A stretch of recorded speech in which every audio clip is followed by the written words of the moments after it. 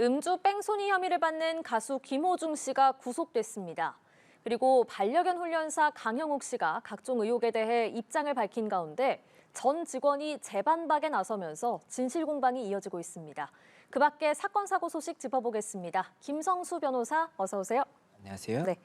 자, 음주 뺑소니 혐의를 받는 가수 김호중 씨가 결국 구속이 됐습니다. 증거인멸 정황이 명확했기 때문이라고 봐야 될까요?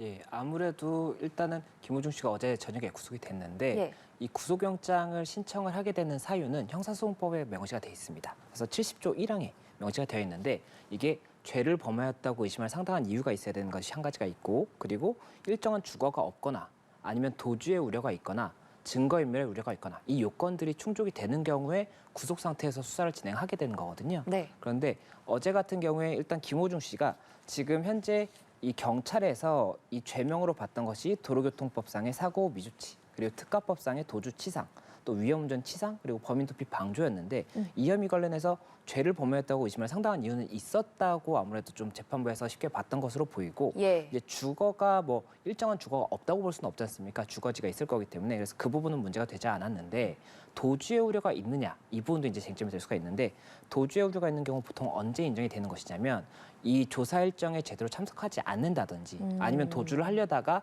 검거된 적이 있다든지, 그렇지 않으면은 굉장히 중형이 선고가 예상이 되다 보면 이게 도주할 가능성이 높거든요. 그래서 그런 경우에 도주의 우려가 쟁점이 되는 것인데, 김호중 씨 같은 경우에는 그 사고 후에 바로 이제 조금 도주를 하는 듯한 모습이 보이긴 했었지만 이후에 뭐 출석이나 이런 것은 다 했었기 때문에 도주 부분이 쟁점이 되지도 않았던 것으로 보여요. 그래서 말씀하셨던 것처럼 증거인멸의 정황, 이 증거인멸의 우려가 있다라는 것이 쟁점이 됐었고, 예. 지금 뭐 범인도피 방조라든지 이런 게 다 증거인멸 관련 제명이거든요. 그렇다 보니까는 재판부에서도 그런 사실관계를 봤을 때는 증거인멸에 좀 의도가 있는 사람이다 이렇게 봤던 것으로 보이고, 제가 조금 쟁점이 될 것이라고 예상했던 부분은 어떤 것이었냐면, 이게 증거인멸의 의도가 있다고 하더라도 이게 인멸할 증거가 없을 정도로 수사기관에서 이 증거를 충분히 확보를 했을 경우에는 증거인멸의 우려가 없다고 부정되는 경우가 있거든요. 그래서 굉장히 압수수색도 여러 차례 했었고 참고인 진술도 굉장히 많이 받았다는 보도가 나왔었고, 또 그리고 휴대전화 세대도 비밀번호 알려주지 않고 있지만 어쨌든 압수는 돼 있는 상태지 않습니까? 그래서 그런 부분들을 봤을 때는 인멸할 증거가 있다고 볼지가 쟁점이 되지 않을까 생각을 했었는데, 아무래도 이 블랙박스 메모리 카드를 제출하지 않았다든지 이런 부분들에 대해서 법원에서는 아직도 증거를 인멸할 부분이 있다 이렇게 본 것이 아닌가 생각이 됩니다. 그렇군요. 알겠습니다. 김호중 씨가 사고 직후에 20대인 막내 매니저에게 몇 번을 전화해서 자신을 대신해서 허위 자수를 해달라 이렇게 요구를 한 것으로 알려졌잖아요. 영장 심사를 맡은 판사가 김 씨에게 이 부분을 질책을 한 것으로 알려졌습니다. 이 부분도 좀 영향을 줬을까요? 예, 맞습니다. 말씀하신 것처럼 이 막내 매니저에게 여러 차례 전화를 걸어서 대신 자수해라 이렇게 이야기했다는 정황이 이제 발견이 됐었고, 이에 대해서 이제 재판부에서 이게 똑같은 사람인데 왜 김호중은 이렇게 뭐 처벌을 받으면 안 되고 매니저는 되는 것이냐 이렇게 질책을 했다고 하는데, 이 부분 관련해서는 뭐 다른 부분보다는 지금 구속영건을 판단함에 있어서는 죄를 범하였다고 의심할 상당한 이유 부분이 중요하다고 말씀을 드렸지 않습니까? 네. 그러면 이 부분은 범인도피 방조 혐의와 관련해서 이 범인도피의 의도가 있는 사람이었구나 이렇게 추단할 수 있는 사실관계가 될 수가 있어요. 그렇다 보니까 아마 수사기관에서도 제출한 것 같은데, 아무래도 재판부가 범인도피 방조 관련해서 죄를 범하였다고 의심할 만한 사유 중에 한 가지 사유로 굉장히 유효하게 좀 작용하지 않았을까 생각이 됩니다. 네. 자, 법정에서는 동석자의 진술 그리고 좀 휘청휘청거리는 그 CCTV 영상 등을 토대로 김 씨 혼자 소주 3병을 마셨다는 증거가 제출이 됐습니다. 이들 증거로 김 씨의 음주운전 혐의 입증이 가능할까요?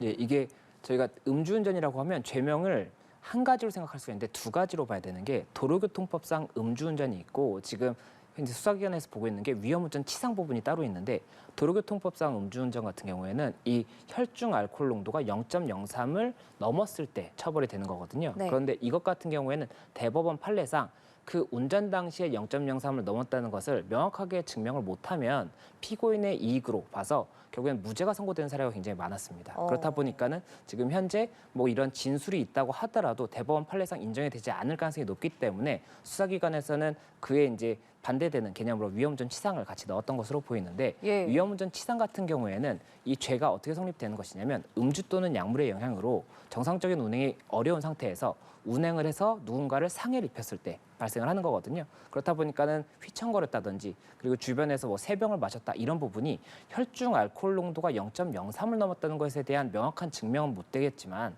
위험 운전을 했다는 것에 대한 증명으로는 볼 수 있다라고 아무래도 판단을 해서 어제 이제 영장에서도 주장을 했던 것으로 보이고 결국에는 기소가 이루어질 때는 죄명의 음주운전, 도로교통법상의 음주운전도 들어갈 가능성이 높기는 하지만 네. 그 부분 관련해서 그 동일한 증거를 통해서 위험운전 치상도 같이 주장할 가능성이 높다 이렇게 보입니다. 예.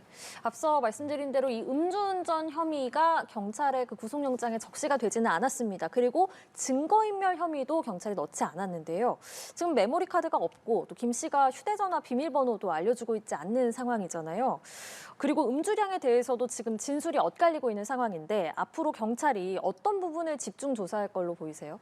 예, 이게 원래 구속영장을 신청할 당시에는 이 범죄에 상당한 이유가 소명이 돼야 되기 때문에 확실하다고 생각하는 죄명만 일단 넣게 됩니다. 그렇다 보니까는 뭐 도로교통법상 음주운이라든지 아니면 뭐 증거인멸 이 부분이 빠졌던 부분인데 지금 말씀하셨던 것처럼 뭐 핸드폰의 비밀번호를 알 수 없는 부분 그리고 차량의 블랙박스 메모리 카드를 뭐 가지지 못하는 부분 이 부분에 대해서는 굉장히 조금 유효한 증거가 이제 확보가 되지 않았다고 볼 수는 있겠지만 지금 경찰에서 그것들을 대신해서 다른 이제 증거를 통해서 사실관계를 증명하기 위해서 뭐 그때 당시 동석자들의 참고인 진술이라든지 또 그리고 당시 동석했던 이 종업원들의 진술 그리고 뭐 이제 CCTV 영상들을 보면 어쨌든 술을 시키고 입을 떼는 영상은 나올 거거든요. 그렇기 때문에 그런 부분들을 통해서 사실관계를 증명하기 위해서 노력할 수밖에 없지 않나 생각이 듭니다. 네.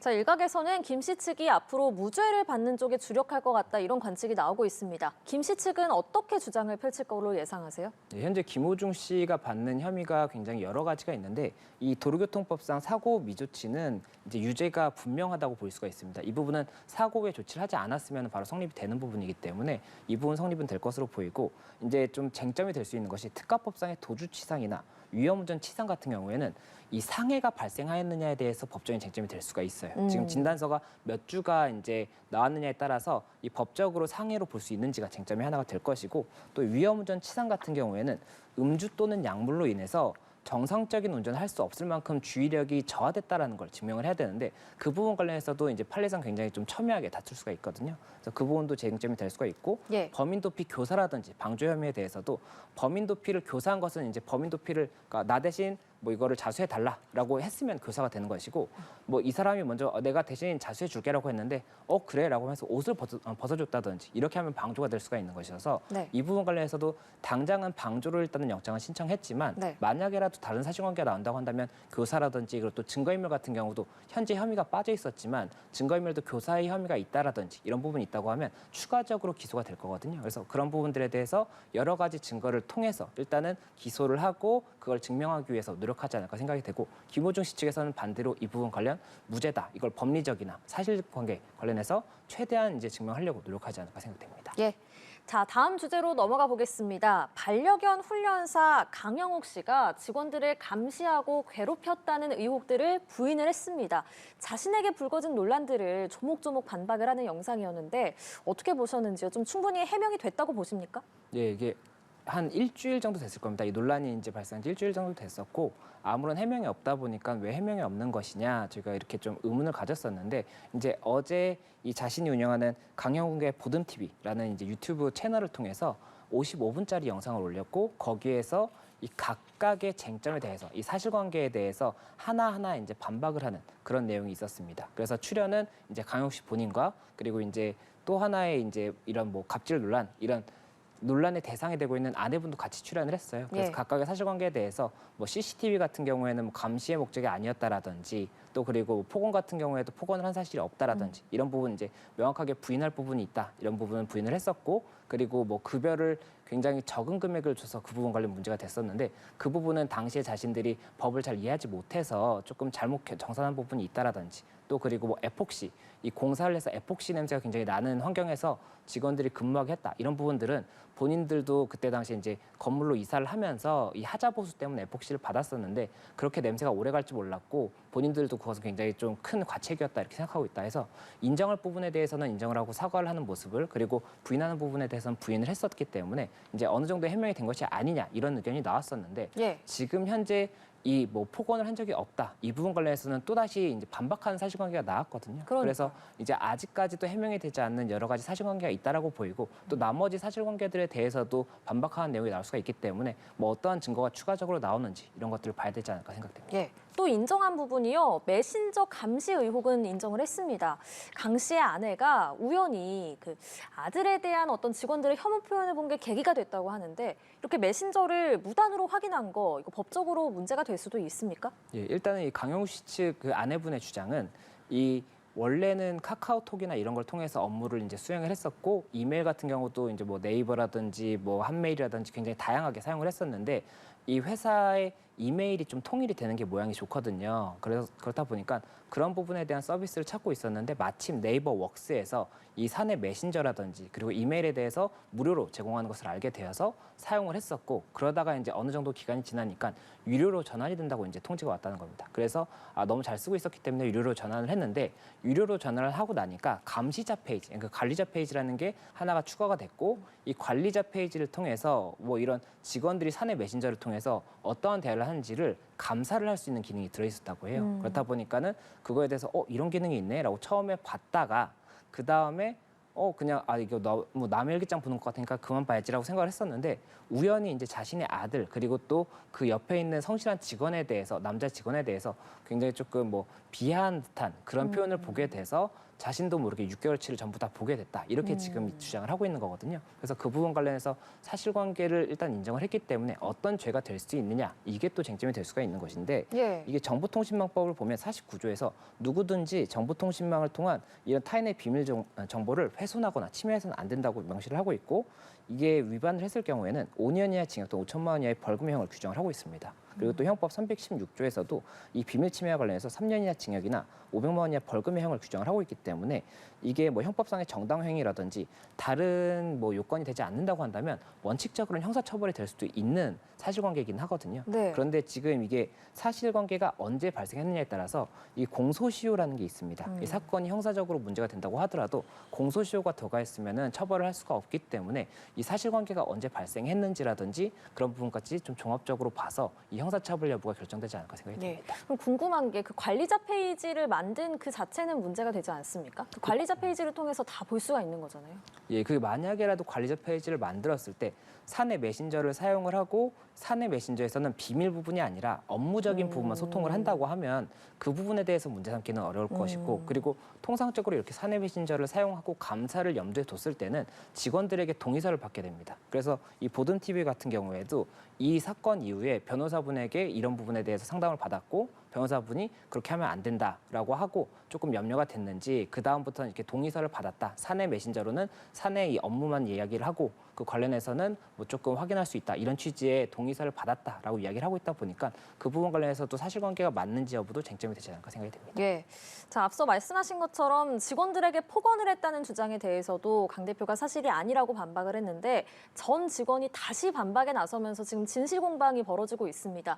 결국 법정으로까지 가게 될까요? 예, 말씀하신 것처럼 일단은 어제 해명 영상에서 강영욱 씨는 뭐 벌레만도 못하다라든지 뭐 숨도 쉬지 마라, 너가 숨 쉬는 것도 아깝다 이런 이야기를 본인은 한 사실이 없다.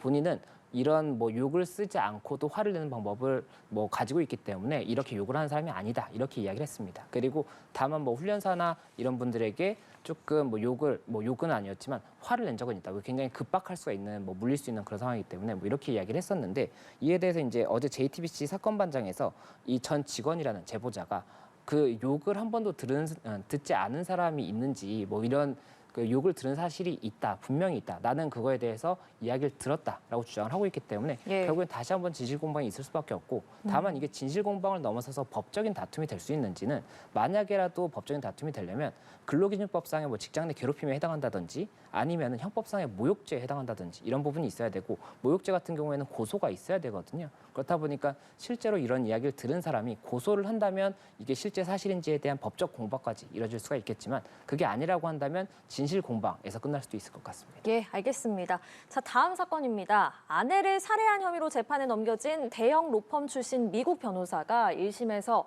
징역 25년을 선고받았습니다.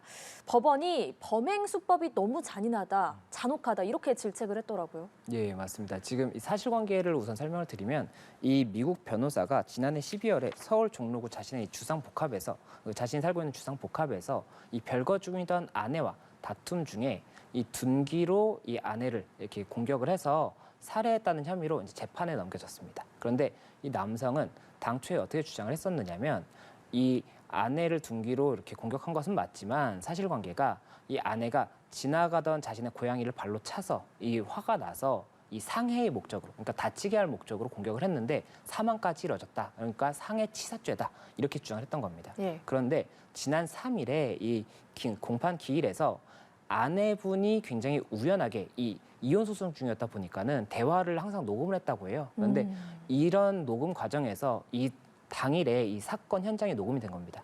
이게 공개가 됩니다. 그리고 공개 직전에 남성이 이 상해치사를 주장하다가 미필적 고의에 의한 살인을 인정한다. 이렇게 이제 주장을 바꿨어요. 네. 그리고 나서 이제 어제 재판부가 1심 판결을 한 건데 1심 재판부 판결은 여러 가지 사실관계를 종합해 봤을 때 이 남성이 공격을 해서 이 사망에 이르게 한 살인죄가 성립된 것이 맞고, 그리고 이때 당시 사실관계가 이러한 현장에 아들이 있었습니다. 굉장히 어린 아들이 현장의 소리를 들을 수 있는 그런 상황이었기 때문에 그런 부분에 대해서도 굉장히 조금 충격적이다. 이렇게 이야기를 했었고, 그리고 아무래도 이런 사실관계를 달리 주장했던 부분도 아마 재판부에서는 이 반성의 여지가 없다라고 본 것이 아닌가 생각이 돼서 징역 25년이 선고가 됐고, 이에 대해서 유족 측에서는 일단은 조금은 아쉬운 판결이다 이렇게 이야기를 하고 있고, 검찰에서도 항소 여부를 결정하겠다 이렇게 이야기를 하고 있기 때문에 추가적인 뭐 사실관계라든지 어떻게 처벌해야 되는지는 조금 지켜봐야 되는 그런 사안입니다. 네, 알겠습니다.